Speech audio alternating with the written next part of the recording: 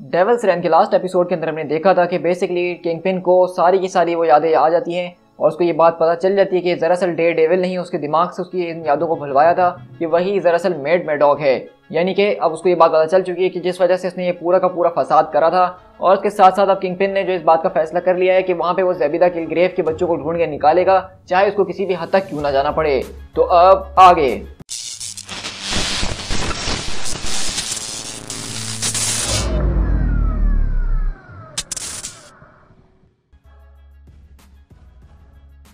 तो उसी तरह देखते हैं कि यहाँ पे किंगपिन अपने कमरे के अंदर बैठा हुआ और कहता है, ये सब कुछ मुझे एकदम याद आने लग गया। डे डेविल मेरे दिमाग के बहुत अंदर तक घुसा और उसने मुझसे बहुत कुछ चुरा लिया। वो आज तक की सबसे ग्रेटेस्ट वॉल्यूशन है जो कि मैं आज तक जानता हूँ। उसने मेरी विक्ट्रीज, मेरी उन सारी की सारी मेमोरीज को चुरा लिया। आखिरकार वो ये सब कर कैसे सकता है? आखिरकार उसको क्या लगता था कि वो अपने आप को मुझसे कब तक बचा सकता है? अब मैं जान चुका हूँ कि उस लाल मार्क्स के पीछे कौन है आखिरकार। Mad Maddock, mad Maddock, mad Maddock.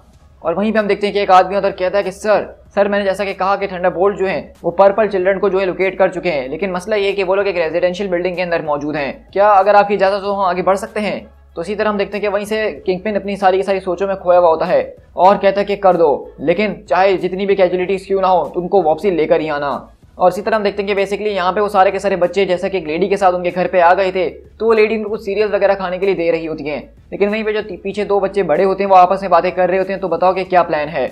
तो दूसरा बच्चा बोलता है कि आई डोंट नो, नॉर्मली अगर हमारे पास जो पावर्स होती है हम उसका इस्तेमाल करके डैड तक पहुंच ही जाते, लेकिन मुझे नहीं लगता कि हमारी सारी की सारी पावर्स इन ड्रोन्स के ऊपर चलने वाली हैं। तो इसे दूसरी कहती है कि हाँ तुम ठीक कह रहे हो, लेकिन हम शायद स्वेयर्स का इस्तेमाल करके छुपते छुपाते अपने डैड तक किसी तरह पहुंच ही सकते हैं। लेकिन अचानक हम देखते हैं कि वहाँ पे डोर पे जोर जोर से नॉक होती है और वहीं से वो मिस कहती है कि डोर, आखिरकार मेरे घर पे कौन आ गया? तो वहीं से वो बच्चे कहते हैं कि नहीं प्लीज़ आप मत जाइएगा, इसको मैं देखता हूँ। और हम अगले पल देखते हैं कि जैसे ही वो दरवाज़ा खोलता है तो वहाँ पे कोई और नहीं बल्कि यूएस एजेंट खड़ा होता है और कहता है, हे बच्चे, मैं चाहता हूँ कि तुम लोग चुपचाप हमारे साथ खामोशी से चल लो, मैं कुछ यहाँ पे खेल तमाशे करने के लिए ज़्यादा नहीं आया हूँ। तो वहीं से वो बच्चा बोलता है, क्यों ना तुम यहाँ पे खड़े रहो और अपने जिस्म का एक भी मसल हिलाने की कोशिश ना करो। लेकिन वहीं से यूएस एजेंट बोलता है कि ये तुम्हारी फैंसी पावर्स आज तुम लोग को नहीं बचाने वाली हैं बच्चों, तुम लोग नहीं जानते हो कि हम लोग क्या कर सकते हैं और क्या नहीं। लेकिन इसी तरह हम देखते हैं अगले पल वहाँ पे जो इलेक्ट्रो मौजूद होती है वो जबरदस्त तरीके से घर के दरवाजे के ऊपर हाथ रखती है और पूरे के पूरे घर के अंदर लाइटनिंग को दौड़ा देती है, जिससे उस घर के अंदर जितने भी लोग सब मौजूद होते हैं सबको एक जबरदस्त किस्म का शॉक लगता है। और इसी तरह हम देखते हैं कि वहाँ से यूएस एजेंट बाहर निकलता है इस बिल्डिंग से और कहता है कि टारगेट एक्वायर, हम लोग उनको लेकर आ रहे हैं। लेकिन तभी वहां से आवाज आती है कि कांग्रेट्स कि तुमने उन बच्चों को तो पकड़ लिया, लेकिन अब जरा इन बच्चों से तो मुकाबला करो।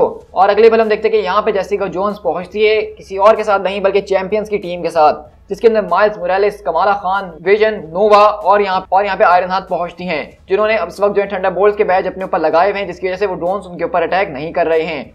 और ये ट्रिक इनको किसी और ने नहीं बल्कि राइनो ने बताई थी। और इसी तरह हम देखते हैं कि वहां पे कमाला खान बोलती कि चैंपियंस फौरन से बच्चों को लो और हमें उनको सेफ्टी तक ले जाना होगा। तो माइल्स बोलता है कि तुम ठीक कह रही हो, हमें बच्चों को सेफ्टी तक पहुंचा के फिर इनसे निपटने आना होगा।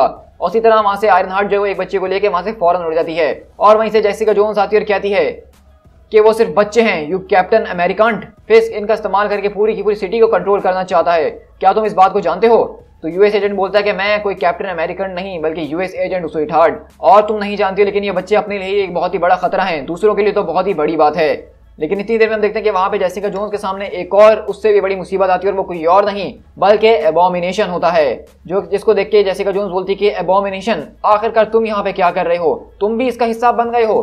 तो वहीं से एबोमिनेशन बोलता है कि करंट मेयर के पास कुछ ऐसी इंफॉर्मेशन मौजूद है जिसकी मुझे जरूरत है लिटिल गर्ल, और वैसे भी मैं तो यहाँ पे सिर्फ कानून को बांधने की कोशिश कर रहा हूँ और कुछ भी नहीं। लेकिन इसी तरह हम देखते हैं कि वहां से थंडरबोल्ट्स के एजेंट आके जेसिका जोन्स के गले में कॉलर बांध देते हैं और उसकी सारी की सारी पावर्स जा चुकी है। और इसी तरह एबोमिनेशन वहां पे एक जबरदस्त किस्म का पंच उसके ऊपर मारता है, लेकिन तभी माइल्स वहां पे आता है उसको उठा के वहां से ले जाता है। तो वहीं से जेसिका बोलती है कि हम नहीं जा सकते हैं। तो माइल्स बोलता है कि वो एबोमिनेशन है जेसिका, तुम्हें अपना दिमाग लगाना होगा, आज हम उन बच्चों को नहीं बचा सकते हैं क्योंकि अगर हम मर गए तो बचाने के लिए कुछ नहीं बचने वाला। और इसी तरह देखते हैं कि माइल्स वहां से फौरन से जेसिका को लेकर निकलता है। और इसी तरह देखते हैं कि यहाँ पे बुच जो है यानी कि विल्सन फिस्क का जो बेटा है वो यहाँ पे बैठ के अपने दोस्त से यानी कि माइक से बात कर रहा होता है। और ये जो माइक है अगर आपको नहीं पता तो मैं आपको थोड़ा सा बताता चलूं कि ये कोई और नहीं बल्कि मेड मैडॉक का एक ट्विन ब्रदर है। अब इसको मैं स्टोरी में आगे जाके कंटिन्यू करता हूं, लेकिन यहाँ पे बेसिकली बुच उसके साथ एक रेस्टोरेंट खोलने की बात कर रहा है। लेकिन माइक यहाँ पे यही कहता है कि ये मेरे ख्याल से और भी ज्यादा खतरनाक प्लान हो सकता है, क्योंकि वैसे भी अगर तुम्हारा फादर तुम्हें जानता है कि तुम कौन हो और तुम क्या करने की सोच रहे हो तो वो तुम्हें रोकने के लिए कुछ भी कर सकता है। और वो कहता है कि हमें ये सब करने की जरूरत नहीं है, हमें तुम्हारे फादर से पंगा लेने की जरूरत नहीं है। देखो मैं इस बात को जानता हूँ कि तुम अपने डैड पे गुस्सा हो, लेकिन बदले से कुछ नहीं होने वाला। लेकिन वहीं से बुच बोलता है कि देखो कुछ भी पर्सनल नहीं है माइक, लेकिन अगर यहाँ पे ये सारी की सारी चीजें चल रही हैं तो मुझे भी किंगपिन की तरह ही सोचना पड़ेगा। ऐसा नहीं हो सकता कि इस पूरे के पूरे शहर में रह के हम उससे मुकाबला करें और अपने हाथों को साफ रख सकें। देखो अगर तुम इसका हिस्सा नहीं बनना चाहते हो तो मुझे कोई मसला नहीं है माइक, मैं तुमसे कोई शिकायत नहीं रखूंगा। तो वहीं से माइक बोलता है कि क्या हुआ अगर मैं खुद भी सारी की सारी चीजें ठीक करना चाहता हूँ। तो वहीं से बुच बोलता है कि आखिरकार तुम किस बारे में बात कर रहे हो। तो माइक बोलता है कि देखो मैं यहाँ पे ऐसा कुछ है जो मुझे तुम्हें बताना है, लेकिन मुझे समझ में नहीं आ रहा कि मैं इसकी शुरुआत कहाँ से करूँ। मैं सच में नहीं हूँ। देखो ये एक बहुत ही लंबी कहानी है, लेकिन मेरे पास एक तरह का स्टोन मौजूद है, सम काइंड ऑफ मैजिक। तो बुच बोलता है कि ये तुम किस किस्म की बातें कर रहे हो कि तुम असली नहीं हो, तुम मैजिक स्टोन, ये सब क्या चल रहा है। तो वहीं से माइक बोलता है कि देखो उस स्टोन को नॉन स्टोन कहा जाता है और उसको मैंने अपने भाई के घर के ऊपर छुपा के रखा हुआ है। उसके अंदर अभी भी कुछ पावर्स मौजूद है, लेकिन मैं इस बात को नहीं जानता हूँ कि उसको इस्तेमाल कैसे करना है। बस उसको मैंने अपने पास इसीलिए रखा हुआ है एक इंश्योरेंस पॉलिसी की तरह। मेरे ख्याल से अगर अब हमें जिंदा रहना है और किंगपिन से मुकाबला करना है तो उस पत्थर को मुझे चलाना सीखना ही होगा। लेकिन वहीं से बुच बोलता है कि बस अब बहुत हो चुका है माइक, यही वो एग्जैक्ट रीजन है जिस वजह से मैं अपने डैड के ऊपर गुस्सा हूँ। मुझे सारा का सारा सुपर हीरो स्टफ बहुत ज्यादा नॉनसेंस लगता है। और इस वक्त तुम यहाँ पे उड़ने की बात कर रहे हो, मैजिक स्टोन की बात कर रहे हो, मैं तुम्हारे लिए कोई डैम कॉस्ट्यूम नहीं पहनने वाला हूँ या कुछ और भी। तुमने मुझे आज तक सीरियसली नहीं लिया, ना ही मेरी किसी एक बात को भी। मैं अब यहाँ से जा रहा हूँ अपना बिजनेस चलाने के लिए और तुम जाओ और जाके अपने स्टोन के साथ खेलो। तो वहीं से माइक बोलता है कि बुच लेकिन मेरी बात तो सुनो, मैं तुम्हें इन सबसे बचा सकता हूँ, मैं जानता हूँ कि मैं ये कर सकता हूँ। तो मैं आपको थोड़ा सा यहाँ पे बता दूं कि दरअसल ये जिस बंदे को आप देख रहे हैं व्हाइट कोट के अंदर, ये माइक मैडॉक है जो कि बेसिकली मैट मैडॉक का एक भाई है, लेकिन ये सच में नहीं है। ये एक तरह का मैट मैडॉक का जो एक सबकॉन्शियस माइंड था जिसको एक विलन ने जो है एक पावर के जरिए उसको असली इंसान बना दिया। और जब माइक बन जाता है अपने वजूद के अंदर तो ये बेसिकली द हुड से जो है नॉन स्टोन चुरा लेता है, जो कि एसगार्डियन आर्टिफैक्ट है बहुत ही ज्यादा पावरफुल। और उस एसगार्डियन आर्टिफैक्ट के जरिए अपनी सारी की सारी मेमोरीज जो कि मैट मैडॉक की होती हैं वो इसके पास भी आ चुकी होती हैं। और ये एक तरह से मैट मैडॉक के ट्विन भाई का रोल प्ले कर रहा है इस वक्त कॉमिक्स के अंदर। और इत्तेफाक की बात है जो उसका नेबर होता है वो बुच होता है जो कि किंगपिन का बेटा है, और उन दोनों की अच्छी दोस्ती हो जाती है। इसी तरह हम ऑटो ऑक्टेवियस के पास शिफ्ट होते हैं जो कि बोलता है कि ये हो चुका है, उसके सारे के सारे बच्चों की पावर्स को हमने ड्रेन कर लिया है, लेकिन वो अभी भी इतनी है कि तुम उनको कंट्रोल कर सकते हो और पूरे के पूरे इलेक्शंस को जीत सकते हो। ज़बेदा जो है वो सुपर चार्ज हो चुका है और मैंने उसके ऊपर एक जबरदस्त किस्म का कंट्रोल कॉलर बांध दिया है, तो वो तुम्हारे हाथों से नहीं निकल सकता है। तो किंगपिन बोलता है कि अब मुझे उन सारे के सारे इलेक्शंस की कोई परवाह नहीं है। तो ऑटो बोलता है और रियली, तो मुझे बताओगे कि आखिरकार तुम्हारा ग्रैंड प्लान क्या है विल्सन। अब भले ही ज़ेबिदा तुम्हारे पूरे कंट्रोल के अंदर आ ही गया हो, लेकिन उसके बावजूद भी तुम मेरे न्यूरल ब्लॉकर्स को तोड़ नहीं सकते हो।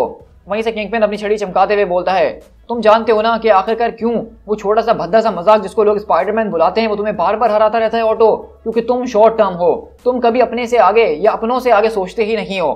प्लीज अब फौरन से इस अनवांटेड ऑटो को यहाँ से बाहर फेंक दो। और अगले पल हम देखते हैं कि जो उसके दूसरे ऑटो एक्टिविटीज होते हैं यानी कि बैनर वाला ऑटो, वो फौरन से इस वाले ऑटो को पकड़ के यहाँ से उठा के बाहर फेंकता है बिल्डिंग से। और हम देखते हैं कि वहीं से अगले पल किंगपिन ज़ेबिदा को आजाद कर देता है और कहता है, तो ज़ेबिदा बोलता है कि अब ये क्या हो रहा है। तो किंगपिन बोलता है कि बस अब बहुत हो चुका है ज़ेबिदा, अब मैं जा रहा हूँ उसको जान से मारने के लिए। मैं चाहता हूँ कि सब इस बारे में जाने कि जो अब आगे होने वाला है उसके अंदर उसकी गलती है। ये सारी की सारी सजा जो मैं दे रहा हूँ वो उसके क्राइम्स के लिए दे रहा हूँ। Kill them kill grave, burn the city down if you have to. हर एक सुपर हीरो को मार दो जो कोई भी तुम्हारे रास्ते में आने की कोशिश करे, और जो हमें अचीव करना है हम उसको किसी भी पोटेंशियल तक जाके अचीव करेंगे ही। इसके लिए तुम्हें सबको मारने की जरूरत पड़े तो सबको जान से मार डालो। और इसी तरह हम देखते हैं कि ज़ेबिदा किल ग्रेव को यहाँ पे बेसिकली किंगपिन ने एक तरह के वेपन के अंदर ट्रांसफॉर्म कर दिया है, क्योंकि उसके अंदर अब उसके बच्चों की पावर्स और उसकी अपनी पावर्स भी मौजूद हैं और किंगपिन उस छड़ी के जरिए अब उसको भी कंट्रोल कर रहा है। इसी तरह हम यहाँ से एवेंजर्स के हाइड आउट के अंदर शिफ्ट होते हैं जहाँ पे लूक केज आता है और पूछता है कि वो कहाँ हैं। तो माइल्स बोलता है कि परेशान होने की जरूरत नहीं है, वो बिल्कुल ठीक है। तो जेसिका बोलती है कि मैं बिल्कुल ठीक हूँ, यहाँ पे मुझे ज्यादा चोट नहीं बल्कि मेरे ईगो को ज्यादा चोट लगी है। एबोमिनेशन भी अब उनकी साइड पर आ चुका है। यार अब तो बात ज्यादा ही हाथ से निकल गई है, ये काफी डेंजरस हो गया बाहर घूमना। आखिरकार किल ग्रेव वाली सिचुएशन के ऊपर हम कहाँ तक पहुंचे। तो वहीं से स्पाइडरमैन बोलता है कि देखो मैं कोई टोनी स्टार्क तो नहीं हूँ, लेकिन मुझे ऐसा लगता है कि हम जिस रेप्लिकेटर को यहाँ पे बना रहे हैं वो काम कर रहा है। जैसा कि तुमने कहा कि पर्पल मैन न्यूरल डिस्ट्रप्टर्स को जो हम यहाँ पे बना रहे हैं वो तुम्हें एमा फ्रॉस्ट ने दिए हैं, क्या हम उसके काम के ऊपर विश्वास कर सकते हैं? आई मीन एक्समैन जो है थोड़े से, हाँ वो काम करेंगे, जरूर करेंगे, क्योंकि हमने उसको पहले भी इस्तेमाल किया है। तो वहीं से डेयरडेविल पूछता है कि ये बताओ कि तुम्हारी कैंपेन कैसी चल रही है। तो लूक बोलता है कि देखो ऑनेस्टली जब तक पर्पल मैन का सारा इन्फ्लुएंस लोगों के दिमाग के ऊपर मौजूद है, मैं चाहे कितने भी तीर मारने की कोशिश कर लूँ, लोग उसी को अगला मेयर बना के ही रहेंगे। तो वहीं से जो वहाँ पे एक बच्चा बैठा हुआ था वो बोलता है कि अगर तुम्हें कुछ करना है तो तुम्हें सिर्फ एक ही चीज़ करनी है कि इसको जान से मारना है। तो लूक बोलता है कि वेट, तुम कौन हो? तो कहता है कि मैं उनमें से एक बच्चा हूँ और मैं तुम्हें ये बात बता रहा हूँ कि वो ईवल है, उसको रोकने का सिर्फ एक ही तरीका है कि तुम्हें उसको जान से मारना होगा। तो वहीं से डे डेविल आता है और कहता है कि देखो मैं तुम्हारी बात को समझ रहा हूँ जोसेफ, लेकिन हम लोग यहाँ पे किसी को मारते नहीं हैं। यही चीज़ हमें उनसे सेपरेट करती है क्योंकि हम लोगों की मदद करते हैं, उनकी लाइफ को बचाते हैं। हम यहाँ पे जिंदगी लेंगे तो हमारी सारी जिंदगी बर्बाद हो जाएगी, वो एक चीज़ तुम्हें बदल के रख देगी। हम तुम्हारे फादर को और फिस्ट को दोनों को ही रोकेंगे। लेकिन इतनी ही देर में हम देखते हैं कि यहाँ पे क्रिस्टीन का फोन आता है बेसिकली डे डेविल के पास, और वो उसको यहाँ शहर की सिचुएशन बता रही होती है और कहती है कि सारे के सारे मामला जो है वो बहुत ही ज़्यादा हाथ से निकल रहे हैं। हर तरफ किंगपिन ने अपने बंदों को छोड़ दिया और हमारा काम करना तक मुश्किल हो गया है। और क्रिस्टीन बताती है कि अब ऐसा लग रहा है कि पूरी की पूरी शहर के अंदर एक तरह की रॉयट चल रही है। तो डे डेविल बोलता है कि वेट, क्या कहा तुमने अभी मुझसे? और इसी तरह अगले पल यहाँ से शिफ्ट होते हैं उन ऑटो के पास जहाँ पे बैनर अपने होश में आता है और कहता है कि मुझे नहीं पता कि ये क्या हो रहा है। तो ऑटो बोलता है कि फिस्ट जो है वो मुकम्मल तौर पे पागल हो गया है, उसका दिमाग ज़्यादा ही खराब होते जा रहा है। लेकिन अगली पल हम देखते हैं कि वहाँ पे सारे के सारे बैनर्स की आंखें चमकती हैं और वो पीछे की तरफ मुड़ जाते हैं। तो ऑटो बोलता है कि वेट, आखिरकार अब तुम लोग क्या कर रहे हो? और हम देखते हैं कि यहाँ पे दरअसल सारे के सारे जो थंडरबोल्ट्स की टीम होती है वो यहाँ पे ऑटो के सामने आके खड़े हो जाती है। लेकिन यूएस एजेंट बोलता है स्टैंड डाउन ऑक्टेवियस, इस वक्त तुम हमारे टारगेट नहीं हो, हम तुम्हें पकड़ने के लिए नहीं आए हैं। क्योंकि अगली बार हम देखते हैं कि वहाँ पे पीछे एवेंजर्स और चैंपियंस मिलके एक साथ अटैक करते हैं, जहाँ पे स्टीव रॉजर्स बोलते हैं कि एवेंजर्स और डे डेविल बोलता है कि असेंबल।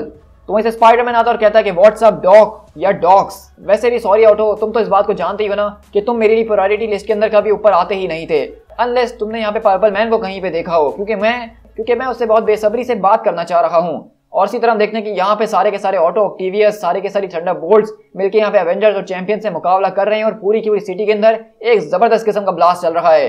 लेकिन वहीं पीछे से आवाज आती है कि ऑफ कोर्स अगर तुम मुझसे बात करना चाहते हो तो मैं भी तुमसे बात करना चाहता हूँ, लेकिन आई होप कि तुम्हें यहाँ पे ग्रुप कन्वर्सेशन में कोई मसला नहीं होना चाहिए। और हम देखते हैं कि यहाँ पे बेसिकली किलग्रेव ने आधे से ज्यादा पूरे के पूरे जितने लोग यहाँ पे मौजूद होते हैं सबको अपने माइंड कंट्रोल में ले लिया है और वो सारे के सारे लोग इस वक्त किलग्रेव के इशारों के ऊपर चल रहे हैं। तो वहीं से कैप्टन अमेरिका बोलते हैं लूक, हमारे सामने एक बहुत ही बड़ी प्रॉब्लम है। तो लूक बोलता है कि ओ गॉड, उसने तो सबको ही अपने काबू में कर लिया। और हम देखते हैं कि वहाँ पे ये सारे के सारे जो लोग होते हैं उस ज़ॉम्बी की तरह यहाँ पे इनके ऊपर अटैक करने के लिए आ रहे होते हैं। लेकिन इसी तरह हम लोग देखते हैं कि यहाँ पे माइक अपने अपार्टमेंट के अंदर आता है और उसका अपार्टमेंट पूरा का पूरा बिखरा हुआ होता है। तो माइक बोलता है कि what the hell butch, please मेरी कॉल उठाओ, क्या तुम मेरे घर के ऊपर आए थे और उसको बर्बाद कर दिया उस स्टोन को ढूंढने के चक्कर में? लेकिन हम देखते हैं कि वहीं से माइक आके उस जगह पे जाता है जहाँ पे उसने उस स्टोन को छुपा के रखा होता है और वो अभी भी वहीं पे मौजूद होता है और कहता है देखो माइक, मैं जानता हूँ कि हम दोनों एक दूसरे के बेस्ट फ्रेंड हैं, हमारे बीच थोड़ी सी मिसअंडरस्टैंडिंग हो गई है, लेकिन मैं चाहता हूँ कि तुम कोई बहुत बड़ी गलती ना कर लो, प्लीज मुझे वापसी कॉल करना, ठीक है?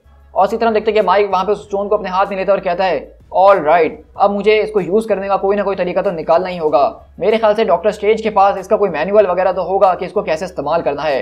लेकिन हम देखते हैं कि वहीं से शैडो के अंदर से किंगपिन आता है और आके माइक को पकड़ लेता है। और क्योंकि माइक और मैट मैडॉक की शक्ल एक जैसे ही है, वो दोनों एक दूसरे से बहुत ज्यादा मिलते हैं, तो किंगपिन को ये लग रहा है कि बेसिकली यही मैट मैडॉक है, यानी कि यही डे डेविल है। और वो कहता है कि तुम यहाँ पे क्या कर रहे हो? लेकिन डे डेविल आके उसका मुंह पकड़ के उसको उठा के दूर फेंकता है और कहता है कि ये सब तुम्हारी गलती है। देखो मुझे इस बारे में नहीं पता कि उसकी क्या प्लानिंग है, वो क्या कर रहा है, मुझे उसके बारे में कुछ भी नहीं पता। लेकिन फिस्ट बोलता है कि no more games the devil, तुम कोई माइक वाइक नहीं हो, तुम डे डेविल ही हो। तो माइक बोलता है कि मैं क्या कह रहे हो तुम? नहीं, मैं डे डेविल नहीं हूँ। तो वहीं पे हम देखते हैं कि फिस्ट इस वक्त गुस्से से पागल हुआ है, उसको दीवार से लगा के बोलता है तुम आज तक सिर्फ ड्रामेबाजी कर रहे थे अंधा होने की, तुम एक हीरो बनने की सिर्फ ड्रामेबाजी कर रहे थे, जबकि तुम असल में मेरे दिमाग के अंदर उसको वॉयलेट करने की कोशिश कर रहे थे। मुझे ये काम बहुत साल पहले ही कर देना चाहिए था। और इसी तरह हम देखते हैं कि फिस्क वहां पे माइक के मुंह पे एक जबरदस्त किस्म का मुक्का मार के उसको जमीन पे गिरा देता है और कहता है कि नो मोर, क्या तुमने मुझे सुना? और इसी तरह हम देखते हैं कि वहां पे बेसिकली किंगपिन जो है वो बहुत ही ज्यादा पागल हो चुका है और यहाँ पे माइक के मुंह पे जबरदस्त किस्म से पंचेस मार के उसको खून कर देता है। लेकिन इतनी ही देर में हम देखते हैं कि वहां पे क्रिस्टीन दरवाजा खोलकर अंदर घुसती है और माइक की यहाँ पे हालत खत्म हो चुकी है और किंगपिन के हाथों पे खून लगा हुआ, उसके मुंह के ऊपर खून लगा हुआ और कहता है नो मोर। तो इसी के साथ हमारा आज का जो ये इशू खत्म होता है और इसके बाद हमारे पास सिर्फ एक ही इशू बाकी है जिसके अंदर डेविल्स रेन की सारी स्टोरी हमारी कंक्लूड होगी। To be continued.